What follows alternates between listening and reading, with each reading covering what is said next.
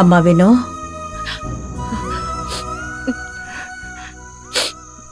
அத்தை, சொல்லுங்க அத்தை. என்னம்மா சாப்பிடாம இங்க வந்து தனியா நின்னுகிட்டு இருக்கிற? வா சாப்பிடலாம். அத்தை, எனக்கு இப்ப பசிக்கல. நீங்க சாப்பிட்டு மாத்திரை போட்டீங்களா? அதெல்லாம் போட்டாச்சு. நீ வந்து சாப்பிடு வா.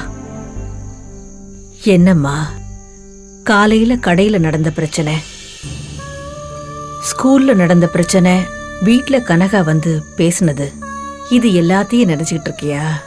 அதெல்லாம் சரியாயிடும். நீ வா சாப்பிடலாம் வா. பிரச்சனை என்னைக்கு இல்ல சொல்லுங்க. அது ஏன் வந்ததுன்னு கவலைப்படவும் மாட்டேன். அது போயிடுச்சுன்னு நிம்மதி அடையவும் மாட்டேன்.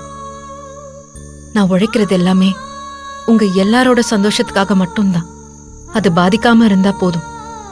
என்ன சமாதானப்படுத்துறதுக்கு உனக்கு நீயே தைரியம் சொல்லிக்கிறியா? என்ன யோசிக்கிற? நீ கண் கலங்கின விஷயம் அத்தைக்கு தெரியாதுன்னு நினைச்சியா?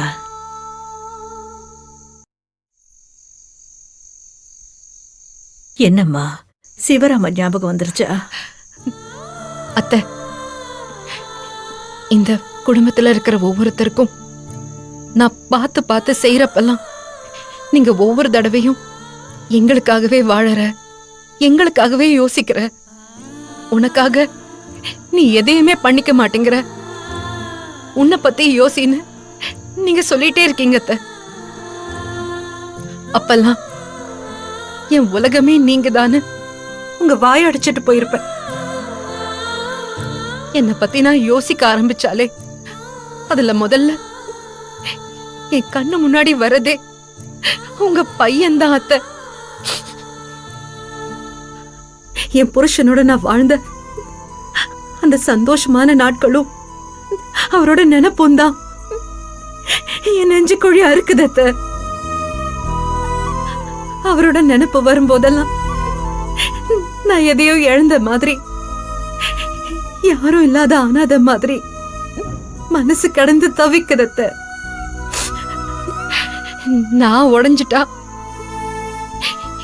என்ன நம்பி அவரை விட்டுட்டு போன இந்த குடும்பத்தை யார் பார்த்துப்பா?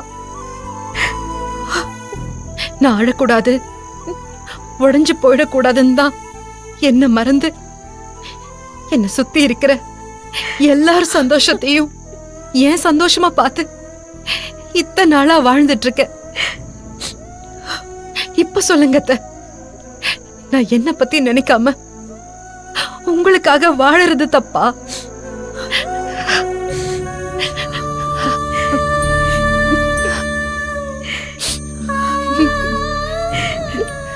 அழாத, என்ன பெத்த ஆத்தா, நீ இந்த வீட்டு கொலசாமி. உனக்கு எந்த குறையும் வராது, உன் நம்பிக்கையும் வீண் போகாது. நீ வேணா பாரு, சிவராம கண்டிப்பா வருவான், வருவான், கண்டிப்பா வருவான்.